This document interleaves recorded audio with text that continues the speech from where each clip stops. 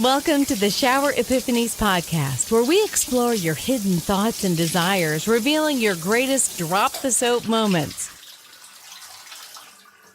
Now here's your host, Art Costello. Welcome to the Shower Epiphanies podcast. Today, my guest is Kristin Smedley. She's an award-winning nonprofit leader, speaker, and author of Thriving Blind. You know, Kristin never planned on any of the accolades that she receives. And what she did plan on was being a third grade teacher.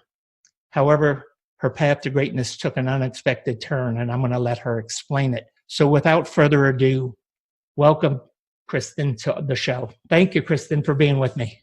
Oh, hey, thanks, Art. I'm so glad that we get to finally have this chat. We've been chatting online for quite some time now. It's awesome to be here. Thanks. Yeah. It really is so great because I admire not only what you've done, which you'll explain about, but your philosophy on expectations and what they've done in your life and how you've really moved forward with it. So please tell us about your story. Yeah, so and I have to point out too that I'm a firm believer in no coincidences. And as I've been diving into your book and watch your work, it's like we were meant to have our journeys cross right at this point in time, because I was not like this years ago.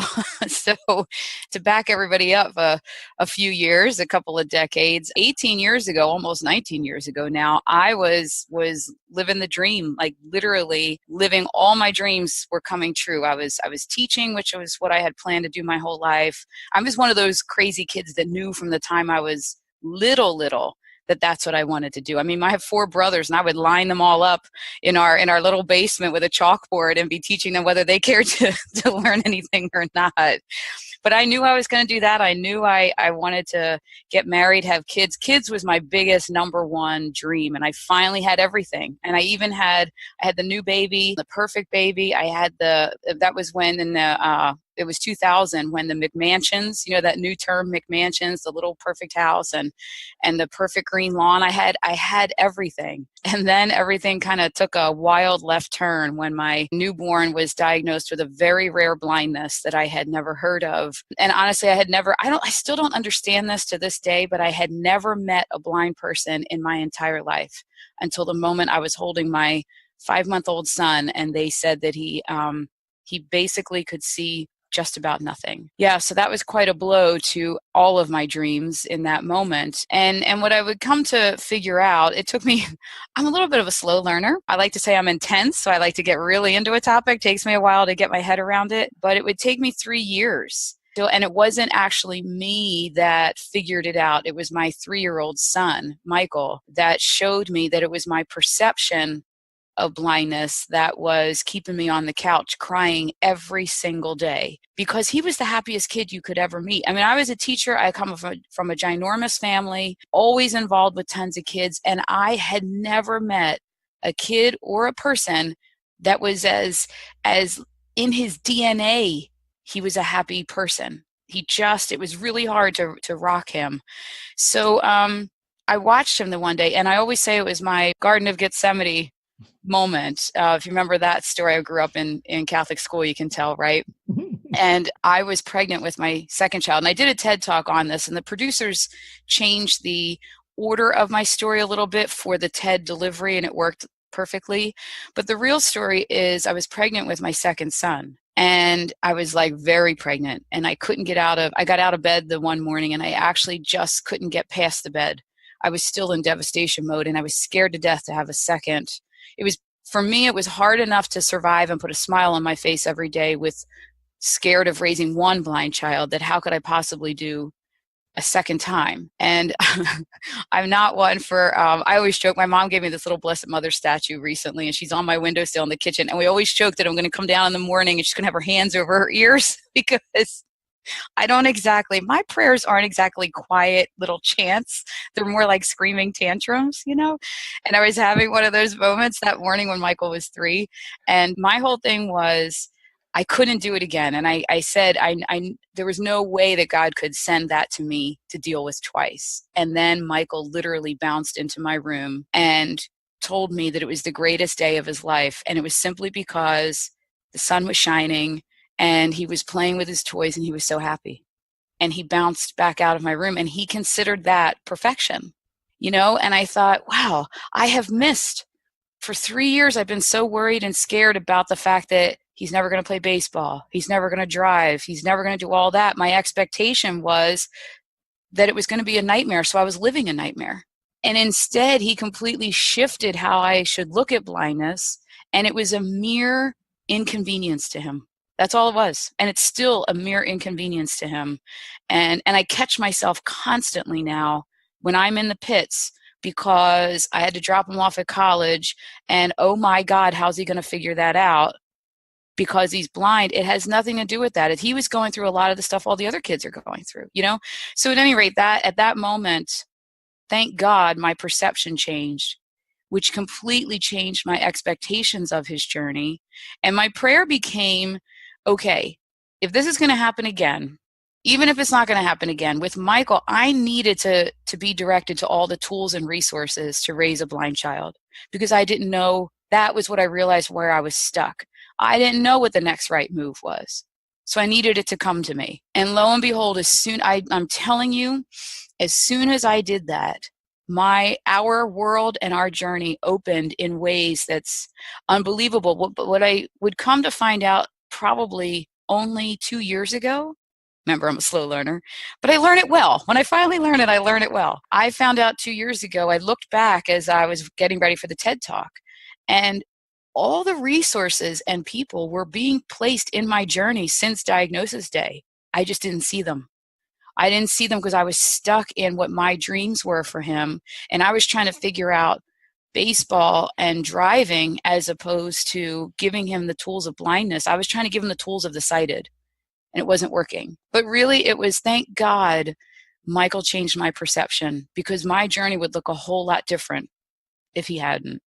What I find so amazing is the epiphanies and the expectations changing, mainly because of your perspective and your perception changing. And I write a lot in my book about perception and perspective and expectations. But something that I've just learned here within the last few months is I'm starting to believe that our epiphanies are a precursor to our expectations. Absolutely. We have these epiphanies, and most people don't do anything with them. They don't do anything with the epiphanies that they have. And we have them at all different kinds of places. I have mine in the shower. That's why I call the shower epiphany. When I'm taking a shower and water's cleansing me and coming over me, it's amazing how many ideas come into my head. Mm-hmm. When do you get your epiphanies? It's so funny. I'm so happy that you're mentioning this. I don't know. I maybe you don't want to know this, but this is I always say, see, I have, for those that, they're on the podcast, can't see, I have very long hair, and my epiphanies come at 2 moments: when I'm blow drying this hair that takes forever, and when I'm vacuuming. Isn't that funny? I think it's that monotonous. I think I have a touch of ADD also. So when I'm doing this, like, I've been blow drying this hair and blowing it out, it's very, very, very curly. I've been doing this one system for so long, and it's just that I can zone my mind in on things. And those are the 2 times that I have my biggest aha moments. Let me tell you about what I think about this and see what I want to get your reaction to this. I find out people like you and I, who our minds are constantly moving at a fast pace. My mind is going so fast. Sometimes I have to be careful about writing because I leave words out because I think in these chunks. So I leave things out and I got to fill in there. But what happens is when we're vacuuming, when we're showering, some people it's in a car, some people it's at the beach, we slow our mind down, and it starts to let the epiphanies and the ideas and the dreams slip into our consciousness. Because I believe that our epiphanies are our subconscious trying to tell our conscious expectations what they're thinking and what they're doing. There's a little space in when you do some study on the brain, there's these little, between the synapses in the brain and there's these little spaces of space, but no one knows what happens in there. But that's where I believe we actually transition. It's a transition point in the brain to go from either dreams, epiphanies, whatever you want, ideas, however you want to define them, into an expectation, because everything we do is based on an expectation. Every breath we take, every thought we make is based on an expectation. What is so different for us is how we act upon them. So many people bury their ideas, their expectations, their epiphanies. They just bury them because they don't think they have any value. When really there's a great, great sense of value in that. So when we slow down and we start to vacuum and blow dry our hair, or I just wish I had hair to blow dry. But anyway, when we start to slow down and we start to make things congeal in our head, and then we start to get these ideas. That's my thoughts on that. So I like it. Yeah, that makes perfect sense to me. Well, I'm glad it makes sense to somebody. I don't know if I'm a credible resource, but there you go. You got one fan of that. I think you're really credible. So anyway, go ahead. I think I've interrupted your story. No, it's all good. Yeah. So I finally had that change in perception, started seeing all the resources, realized that I had all those folks and resources being put on my path. I just wasn't noticing them. And then I actually realized that Michael had some really great early intervention people coming to the house to give him the tools that he needed, but I was wasting time using them more like a therapist. I was still lamenting over the deal I'd been dealt. And then he changes that perception. I start on the road to, I can figure this out. And then Mitchell, my second child, is born. And 4 months later, we get the exact same diagnosis. So I will say that I was back in the pit again, but only for a few weeks this time, because I had what I realized I needed the most. And this is why I do the work I do, especially with the book. I did not have a role model. I had no case study, no research base, no proof that Michael was going to be okay once he had all the tools and resources. I didn't know all I knew was Stevie Wonder. And at that point, I'm no singer. I can act like a singer for about 5 minutes. And then a second song, I actually sang with a band one night, little sidebar here, a band in my neighborhood. And I did 2 songs, right? Everybody's cheering and everything, It was like midnight by the time they're all 3 sheets to the wind. They thought I was great. So this one woman comes over, she goes, "Kristin, your first song was amazing." Walked away. I'm like, so the second song, not so much. But anyway, so I have no musical talent, right? And I'm thinking I'm not going to have Stevie Wonder. And the only other blind person I knew of was the show I used to watch, was Little House on the Prairie. And what happened to that, if you know that show, marries the daughter and they ship her off to a school for the blind. Like, I thought that was going to be life, right? So then I realized that that's not the case. I start reading up on, it took me, we didn't have Facebook back then.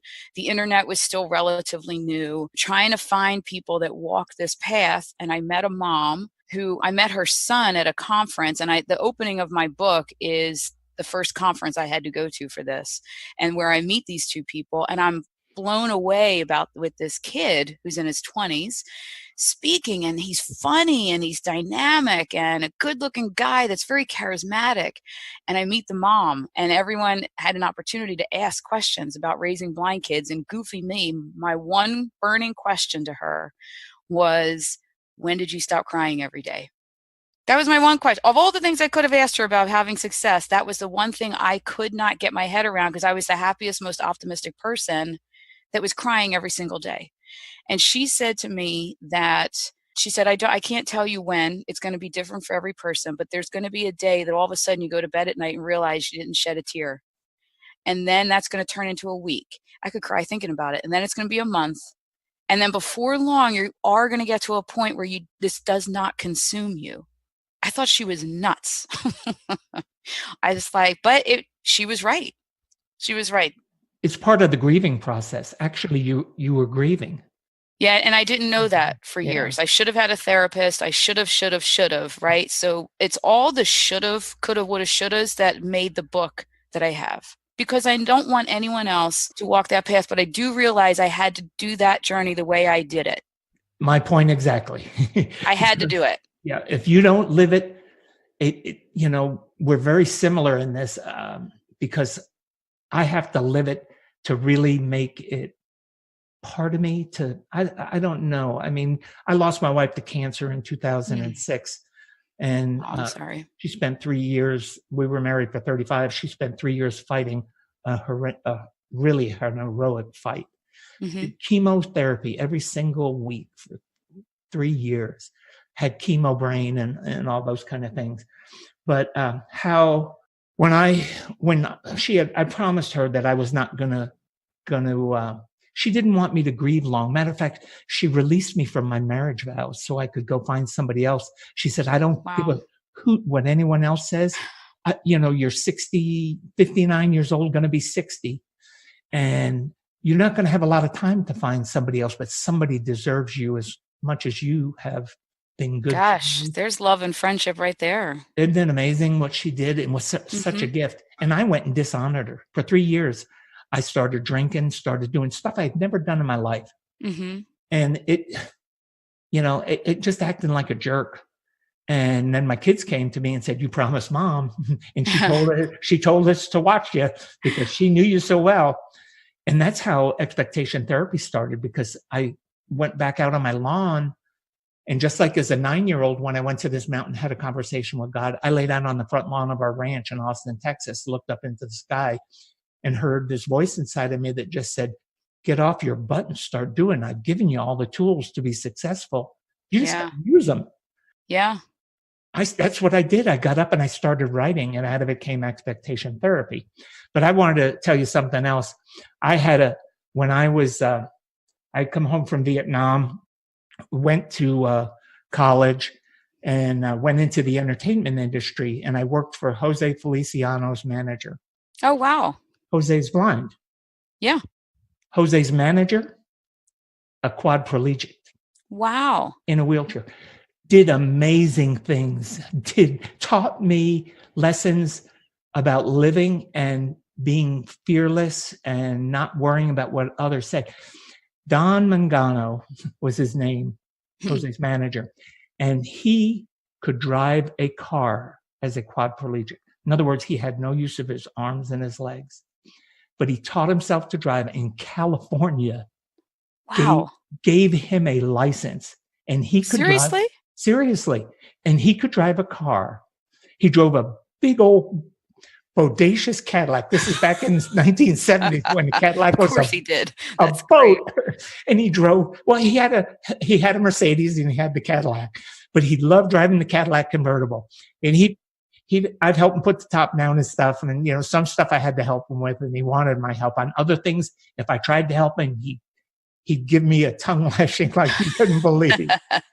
But he'd get in there and he would maneuver his body. And you got to remember, California's pretty strict on their driving tests and stuff. And he went in and took the test, and the guy came back and said, I'm issuing you a license. You can drive as well as anybody else. Wow. And it taught me that, we are only limited by what we think we can't do. Yeah. Yeah. And we are only as good as what we think we can do. Yeah. And it's one of the things I love. And I want you to tell some of the stories about your sons in baseball, because I was a huge baseball fan, and I played semi-pro ball. Yeah. I was a catcher. And I want people to hear some of what they've accomplished in their lives. Yeah, and I think to tag on to, as I go into that, what you're saying about expectation, and it's true. It's what you believe that you can do and you can do. But I think that what we also have to, the other side of that is we have to be very careful about putting our expectations on other people. Oh, absolutely. And that's the problem especially in the educating blind children, is there nothing much is expected of them. So they're not accomplishing much. I mean, the 70% unemployment rate is a big byproduct of that expectation, in my belief. So my guys, thank God Michael had me change my perception, which changed my expectation. It was this uphill nightmare because nobody else was on board with this expectation shift, which so much so that we got to kindergarten and moved to a school district that's top in the, and well, if you ask the school district, it's top in the world with confetti, right? whatever, but they are great. Okay. So their kindergarten goals for Michael were that one of them was that he would find his cubby 70% of the time. And when it came down to, as we argued that goal, I mean, me with an education background and my then husband with an engineering background and really going through line by line of things, their basis was that I said, what will the sighted kids do? He needs to do the same as the sighted kids. Can they only achieve at 70% with these cubbies? Are they magical? Like, what's the problem with them? And they said, no, he's blind, so 70 is great.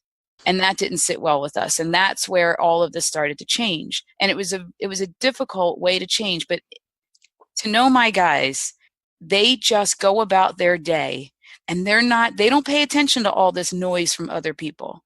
They just have it in themselves that they're going to do what they're going to do. And they've developed this charisma. And I swear some of it's innate, but a lot of it is because they realized a long time ago, it's just easier to charm people. And then they end up, I mean, I joke that my Michael goes out the door and red carpets roll out and things come his way. It's what he puts in the universe, and he expects that kindness will come. And then my Mitchell is exactly completely opposite of Michael, but the same thing happens for him. He expects that he can be his charming self. And it's not a phony charm. It's just this, I don't even know what the word is for this charisma that they have. And I joke that Mitchell's had a staff of people. Now he's more his peers. Michael gravitates to adults, but Mitchell's had a staff of girls helping him since about kindergarten. And he utilizes it. He will say the things that he wants to do himself, but he's like, why am I going to walk all the way over there and get that marker? He's a handsome dude. Yeah. He's like, hey, Dylan wants to go get it for me. I'm going to give her the honor and pleasure of helping me out. That's how he looks at it. Like, hey, I'm making their life better. Look how happy she is, But anyway, so I go off on these wild tangents. But so that all then, they were doing, we are a huge sports family. I grew up on the soccer fields, softball fields, and that was the last thing I couldn't get in my grieving process. I couldn't get over that. How was I going to be this? I was still playing soccer when I was about to give birth to Michael. So how is sports not going to be a part of our lives? I didn't know what to do with that. And then we found a blind sports program, which was so wonderful. They learned all the mechanics of sports, and there's sports that are specifically designed for the blind. All the adaptations for the other sports were built in. It was wonderful until it was wonderful if they were sheltered in a blind community and at a blind school. It would have been, perfect. The problem became at 9 years old, Michael's in the regular, quote, elementary school, and he's hanging out. I mean, I've forced social skills on this school district. Like, they didn't even want to see me coming around the corner anymore because nobody was addressing social skills. So I'm forcing it. I'm in the school constantly helping. We're inviting everybody over to the house. I mean, he had friends out the wazoo. Now the problem is, on the recess yard and at lunchtime, what do the kids in the spring talk about? The baseball teams that they were all on.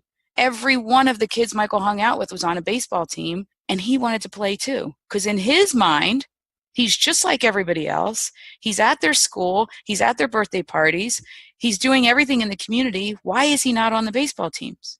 So that was a wonderful day that I go, and I joke with people, especially around here, that when I wrote this blog one time about when you walk into baseball registration day in Northampton Township, Bucks County, Pennsylvania, Disney has it all wrong.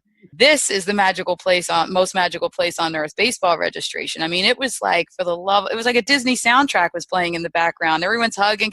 People that I know hate each other, politically and at the school board meetings and all, but that baseball registration, they're all best buddies, right? And I walk in with the kid with the cane. And the commissioner of the organization walked up to me because it was like instantaneous. The record needle scratches, all the sound goes down, and I have all these people looking at me. And I wasn't as well known in the community yet. I was known in our elementary school because I was the mom that was there all the time. And I didn't know many of these people. But luckily, one of my friends from the swim team I managed was working the gear table and knew the commissioner and introduced me as one of the most fun people on the planet. And I was like, there was my in with him, right? And all eyes were on us at that moment when I said, Michael wants to play baseball. And the commissioner said, that's wonderful. We have this program called the Miracle League, and it's a special needs baseball. It's the most amazing program you could ever see. And I said, I know about the Miracle League, and Michael wants to volunteer in the Miracle League, but he wants to play for Northampton. And I give this guy, his name's Steve Breyer, I give him all the credit in the world because he stood for a full minute with nothing to say. And it wasn't a look of shock on his face, and it wasn't upsetment. It was pure thought on, and I know it was going through his mind, could I make this work? This is a kid, and there's Michael standing there, and it had nothing to do with anybody looking at us. And he said to me, of course he wants to play baseball, and he should play baseball. And I just had to give some thought, and I think I have the best coach for him. And proceeded to walk us in and introduce us to this man. And he ended up to be Michael's first coach, came over to the house with his son to meet Michael and talk to us about what he could and couldn't see and our ideas on how to make it work. And we came up with a system, and he was able to play. And not only did he play, so the system, to be very brief, was he had to play the outfield because I was too neurotic about, I was paying a fortune for his braces. And I said, I can't possibly have it that, one last second, all the thousands of dollars are down his throat because the ball hits him in the mouth, right? So he played the outfield, and they got special permission for him to have another guy on his team out in the field with him. And the guy would field the ball, hand it to Michael, and it was brilliant how these kids figured out real quick that everyone had to be quiet when Michael had the ball. And wherever the play was, say he was playing right field and the play was at second, whoever was standing on second waiting for the throw would holler his name. And only one person could holler his name. And he could, I'm telling you, Art, he could throw it on a dime to where the play was. And it was funny because the kids had to teach the parents to shut the heck up, because everyone's screaming, yeah, Michael. And then it's like, and the kids are like, shut up, and he would get it. And then he did, the biggest struggle he had with that was he had to hit off a tee.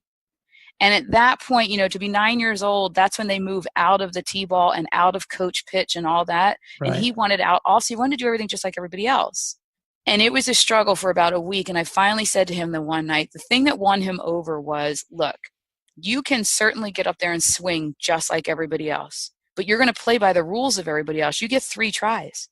What are the chances you're going to hit the ball in 3 tries? I've seen these kids pitch. Not a whole hell of a lot's coming over the plate. You don't know that. You're just swinging, right? I said, plus the other guys are going to figure it out and throw it all over the place. You'll never hit it. So what are you contributing to your team? Nothing. But if you hit off a tee and you have 3 tries, your chances are so much better to help your team. So, and then he gave me, my kids, having brilliant kids, sometimes that's a drawback because he went in for about an hour on velocity and speed, and it was never going to hit into the outfield. Finally, I was like, you know what? Shut up and go to bed. I'm done with this conversation. You tell me in the morning what you want to do.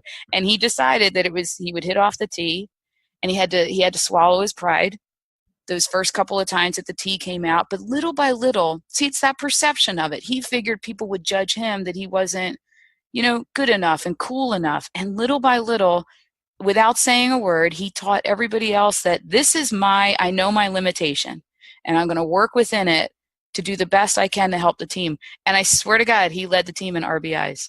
Amazing. Is that wild? Yeah, it almost brings me to tears because I played baseball and I know the difficulties of hitting, even off of a tee is difficult for children to learn it. Just go out and watch them, and it takes a lot of practice, no less having to be impaired with sight and then being able to do it. It's amazing. One of the things that comes to my mind about in our conversation over and over again is it seems like when we label people, no matter what the label is, they live up to that label. And when we expand the label or discard the label entirely, which I wish we would do, because I have a lot of feelings about labels because they limit people. You being a 3rd grade teacher, no. When I was in 2nd and 3rd grade kindergarten, I was raised Catholic and I was taught by nuns and priests. I had a priest in my first grade class that used to call me dumb. I mean, he literally would call me dumb. There was nothing dumb about me. I just learned differently. My mind has always worked differently, but that label sticks with you. It sticks with you in your head yourself, but it sticks with others who hear it. Yep. And it gets transferred from teacher to teacher to teacher. And I've always, since I've been an adult, even as a young person, I've always hated labeling anything. I don't believe in labels. I think that they don't serve any useful purpose other than, labels like if you put them on your coat and, you can find your coat. But I'm talking about the labels of you're beautiful or even the label of, I have a lot of friends that are from different ethnicities, and I do not refer to anyone as Black or Hispanic or anything like that, because there's a connotation that comes with that. To me, they're all human. They're human beings, and we're all together. So I don't classify people as blind. I never classified Don as a quadriplegic. Don and I would go to Las Vegas, and we would scout talent. That's what I did when I was younger, scout new talent for Jose's management company and stuff. So when Don and I would go, people would say, "Oh, he's in a wheelchair. We need a handicap room." Don didn't want a handicapped room. He wanted to live in a room just like everybody. We have a suite like everybody else, Yep. No, can't do that. Can't put that label on me. So, labels, we tend to live up to the label that's attached to us, including you're handsome or you're beautiful or, you're this or you're that or whatever you are. And I just think we need to get rid of labels and just start living and letting people flourish. Oh, I believe that 100%. I mean, I mentioned I have 4 brothers. My brother that's older than me, the rest are younger than me, but he was labeled back when there was no ADD or ADHD diagnosis. I mean, you heard all kinds of stuff in the Catholic school about him, and he couldn't learn, and he was a daydreamer, and he was doing it on purpose and all of that. And nobody ever, and that he lived exactly to that expectation until he got to some amazing teachers in his high school that were breaking that label and that expectation. He met more people like himself and had more options. And I mean, to this day, he could take apart a car and put it back together. I mean, he's your guy that you want to have come up. If you want something done right, no matter what it is, you call my brother Richie, because he will, from beginning to end, figure it out and do it the right way first so you're not redoing it. I mean, he's got an amazing brain. I just happen to have the great Catholic school brain and style, so mine worked perfectly. But I will say that my family always said to me, "You're brilliant, you're going to accomplish great things, you're strong, you're this, you're that." They always had these positive things to say, and I certainly have lived up to all of that, even through all of the 2 diagnoses, and then going through my divorce, and it's still going on, and it's still horrific. And my parents will call me every single day and say about how they can't believe how strong I am, and there are days when, if I don't hear that, I continue to live up to that expectation. So I think that there's some good things about some labels, but I will also say that labels, and I've said this to my kids and good friends of mine, labels have an expiration date, in my opinion.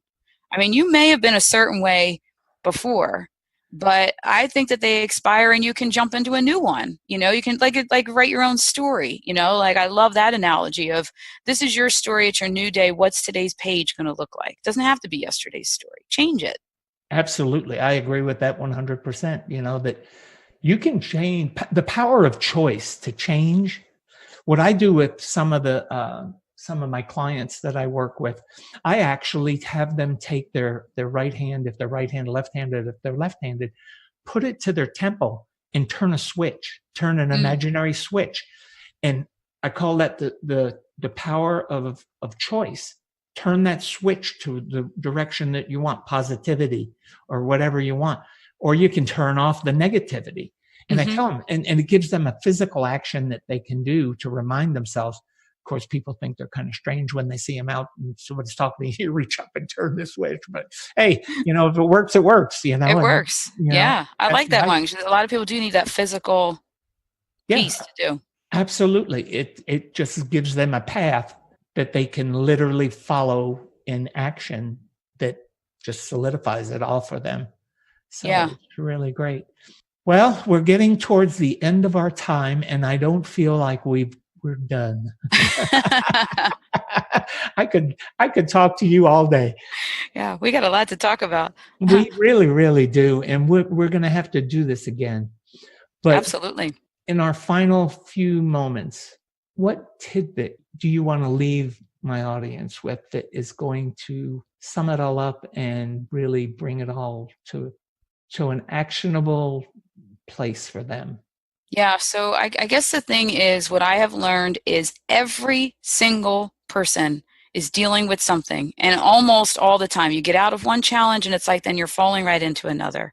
And what I have figured out, and maybe many people figured this out before, is that it's your perception of that challenge. And usually it's not as bad as you think it is. Usually there's already tools that you're just not tapping into. But if you can do that, take a breath. I think it's Mel Robbins that says 5, 4, 3, 2, 1. Take a few seconds, a minute, whatever it is, and see if you can look at it differently. I mean, I had to look at my son's blindness differently. It's not my journey, it's his. How is he seeing this journey, and what do I need to fix for him, if anything? When I went through my divorce, other people have gotten divorced. How have they survived? What is really the issues in this divorce?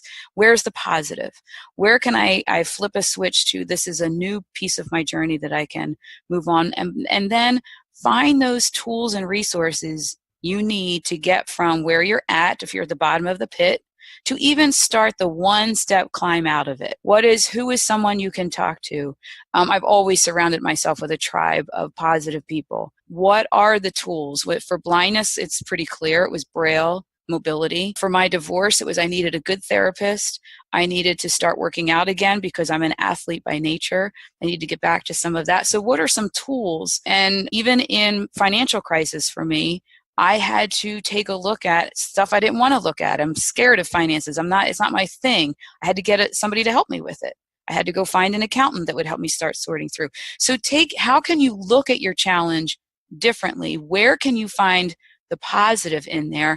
And then set expectations that are different from what people would typically think. People gave me a pass that I should be able to sit on my couch and cry with 2 blind kids and then divorced from a nightmare person. They gave me that pass, and I thought, I don't want that to be my story that everybody else has, that they're the victim sitting on the couch crying. That's not me. So I wanted, I always say in my speeches that extraordinary, to me, in the dictionary, there's the word remarkable. I want my kids, when they tell the story of their mom, that she was remarkable, that she did things differently, and that's why our life looks so different from other people. So what can you do that makes your story different from the typical victim saga that's gone through your challenge? How can you be a little bit different that's more you and more positive? And that then brings us into the hero's journey instead of perpetuating the victim saga.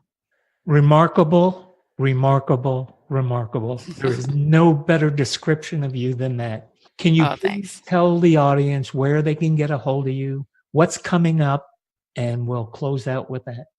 So everything I do is housed at KristinSmedley.com, and I say it's Kristin with 2 eyes.